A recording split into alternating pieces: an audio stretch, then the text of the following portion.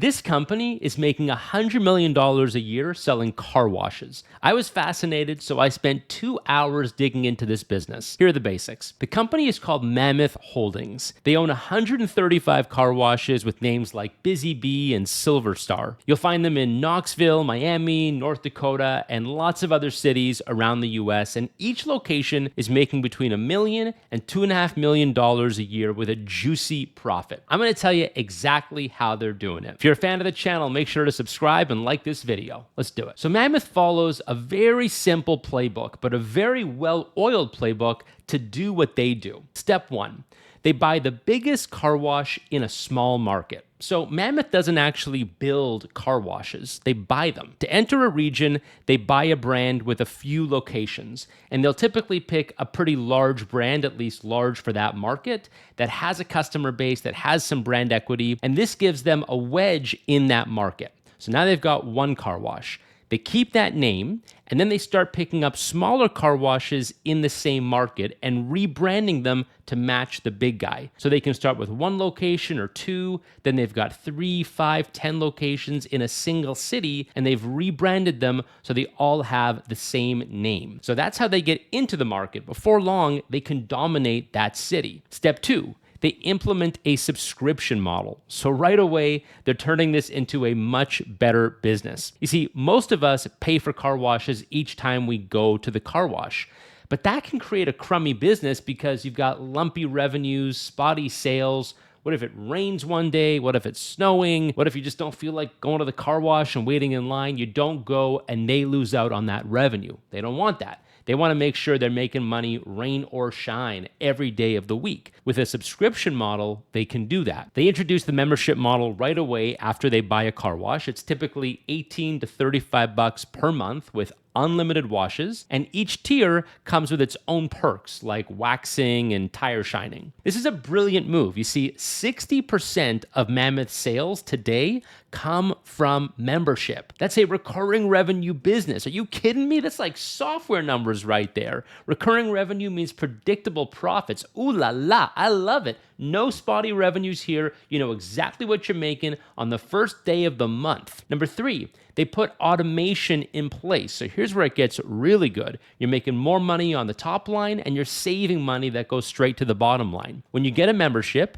Mammoth sticks this little tag, this little RFD tag on your windshield, and that makes the car wash totally self-serve.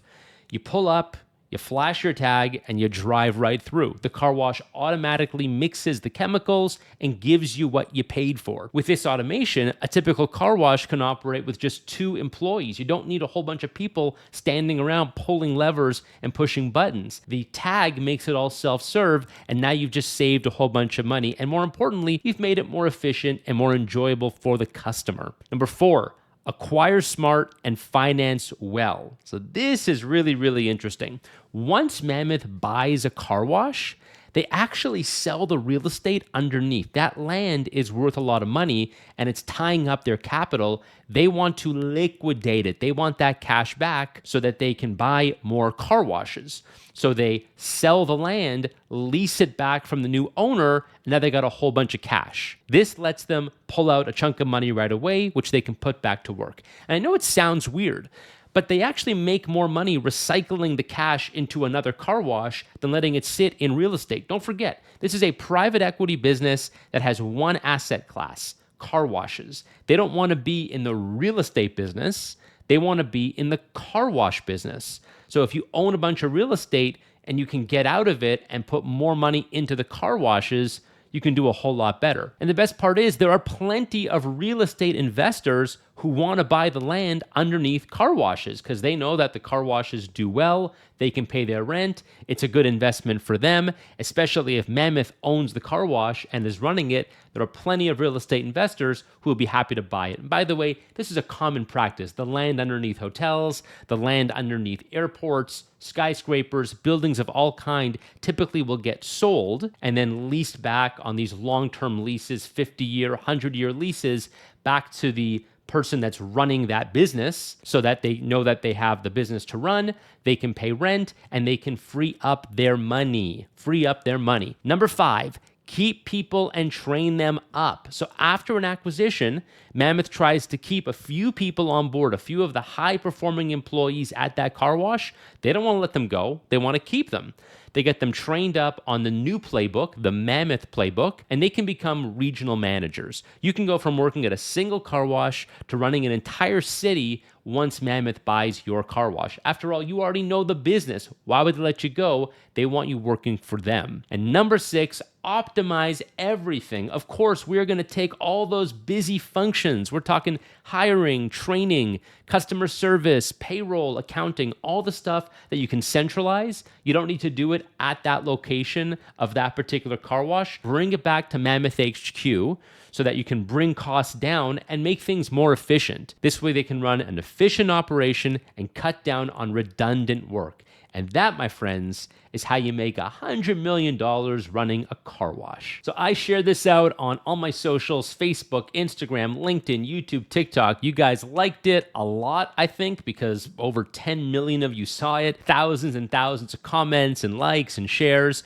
A lot of comments about Walter White. I know, Walter White in the car wash. Few things that popped out at me. So people who are in the car wash business actually chimed in and said, yeah, this isn't surprising. Car washes are a cash cow. These things print money. It's a cash business. Everyone needs car washes. There usually aren't a lot of them in any one city, so they do make a lot of money. The model itself is also something people were saying like, hey, Jon, this is nothing new. This private equity roll-up model has existed for a long time. And my answer there is, yeah, I know. It's a brilliant model, and I'm not about reinventing business. I like to look at businesses that already exist and how can we make them more efficient? How can we make them more profitable? How can we make them run better? How can we make them grow faster, do better for our community, do better for our people? So I love these businesses. I'm not about rockets and reinventing the wheel. I'm about simple businesses that print money, that grow. This is what the economy is built on. So a bunch of lessons jumped out at me about the Mammoth story that I want to talk about right now. The first one is, at its simplest form, there's really 2 ways you can make more money in any business. I call it the 2 V's. You can increase your volume or you can increase your value. And there's a lot of misconception out there, I think, about scalability. Like, oh, how do you scale? Or I need to have a business that scales. Here's a newsflash. Every business scales. Every single business in the world scales. And the reason I know that is because you look around, there is a big version of every business. There are lots of small versions of businesses, and there are big versions of businesses. There are big restaurants and small restaurants. There are small flower shops and big flower shops. There are small accounting firms and big accounting firms, right? There's examples of this in every business. When it comes to growing, you've got to understand if you've hit a plateau, you hit a ceiling, what do I need to do to unlock either more volume, selling more units of my thing, or more value, selling what I'm already selling, same number of units, but for a lot more money? If you could sell one thing and the most you could possibly charge for that one thing is $1, and you want to make $1 million, you've got to sell 1 million of those things. If you sell one thing, but you have price elasticity, you can sell it for $10 or 20 or 20,000 or 100,000 or $1 million. Well, guess what? You could sell one of those things for $1 million and make the same amount of money as you did in the first place. And when you think about how to know, all right, Jon, so cool, volume or value, so which one should I pick? A good place to start is to look at your customer and look at what kind of cost your customer can absorb and what kind of value they want. So if you think about the difference between selling to a consumer and selling to a business, oftentimes when companies are selling to other businesses, they're selling things that are more expensive. And so that's the value lever, right? I'm selling something with more value. If you can sell something to a customer that has more spending power because they're a business or they're high net worth or whatever, you can pull the value lever.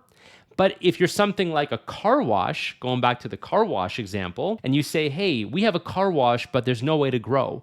Well, yes, there is a way to grow. The way to grow is to have more car washes, to understand that you're not really in the car wash business. You're in the business of running and building and buying car washes. And that's exactly what Mammoth did. I don't know the origins of this company and how it started, but let's just say, for example, it was a guy that owned one car wash.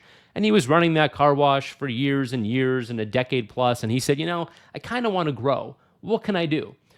A business advisor might have said to him, well, get out of the car wash business and start a software company because that's how you grow. Well, you could say, okay, I could do that, or I could stick with what I know, do the car wash, but focus on buying and buying and buying more car washes and putting my knowledge and expertise to use. So going back to the beginning here, you don't get stuck on the idea that, only certain kind of businesses scale. Every business scales. And if you aren't sure of that, just look at this one, $100 million car wash. What's stopping this company from getting to $200 or $500 million? Maybe they're already there. Nothing really. Just keep doing exactly what you're doing. I want to get into a few things that they're doing to make this business model so much better. So let's talk about the subscription model a little more.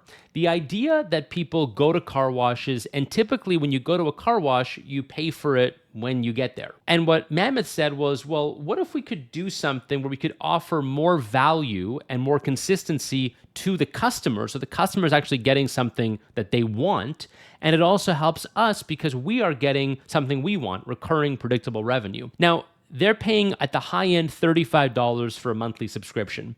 And you might say, okay, well, what if somebody were to come and pay $40 or $50 or $60 on a transactional basis? If they didn't have a subscription, maybe they'd spend $40 or $50 or $60 a month at the car wash. Yes, so Mammoth is losing out on that because somebody could come and for unlimited car washes pay just $35. But what you're getting in return is 60% recurring revenue. You're getting the security of recurring revenue. So sometimes it actually is a benefit to lower the price if you will get something in return, more volume, or in this case, recurring revenue, giving people a little more. There's a local business in my area, and I've often wondered, because we go there a lot, and I've often wondered, why don't you guys offer some kind of all-you-can-eat pass, or it's not a restaurant business, but quote-unquote, all-you-can-eat pass. Because one thing that we do is we watch how much we go there, because it costs a lot every time we go. And if you think about, if you have customers that are actually willing to come and willing to spend their money regularly, take a restaurant business, for example, why not give somebody a card that says, hey, this card is good for 10 meals, but it's the cost of 8 meals. Or this car wash is good for, $35 would normally buy you 2 or 3 washes, but you can get unlimited washes. We see this happening with memberships, with loyalty programs. Amazon Prime is a great example, or Costco's membership. You've got to think about how to get the most money and the most optimization out of your customers without necessarily nickel and diming on, I could make a little more if I do this or make a little less if I do that. If you have recurring revenue, that's much, much better than transactional revenue, even if the occasional person is getting a little more than they would have otherwise paid for. The financing strategy is also really interesting here because if you think about it, now Mammoth is private equity backed. They've got money behind them, institutional money, but you could probably do something like this without much money at all. So think about yourself today. Maybe you own a car wash or a similar mud under your fingernails business, as I call it, a business where you're working hard to get the job done. You're a plumber, you run a car wash, you're changing tires, you're doing whatever. If you master the process of running one of those businesses, and then you can write the playbook, literally write down that playbook, and you can pull together enough cash because you've been doing it for years and years and years. You put your profit away and you have some cash at the end of the day. And then you can go to the bank and get a loan against the existing business, which you can service because you've been doing it for 5 or 10 years. You can go out and get a second location, a third location, a fourth, fifth, 10th, 20th location. We've seen this happen. I've done stories about companies that do this in the retail space with convenience stores, that do it with repair shops, that do it with restaurants. There's so many examples. Tillman Fertitta did it with the restaurant business. Again, he did it. Eventually, he went public after many years, but he was doing it basically bootstrapping on his credit card. The guy had like a $2 million line of debt at one point because he was putting all of his eggs in the restaurant basket. So if you think about building a business like this, yes, you can go out and raise money, but you could also bootstrap this. And over the course of 10, 20 years, you could have 30 car washes printing money. So there's a lot of money to be made in these blue collar, mud under your fingernails, sweaty businesses that are very, very simple, not too complicated. But if you have the playbook and you know what you're doing and you can put in the years of effort, you can make a lot of money. I want to know what you guys think. Let me know. Get me at jondavids.com, and I'll talk to you guys next time.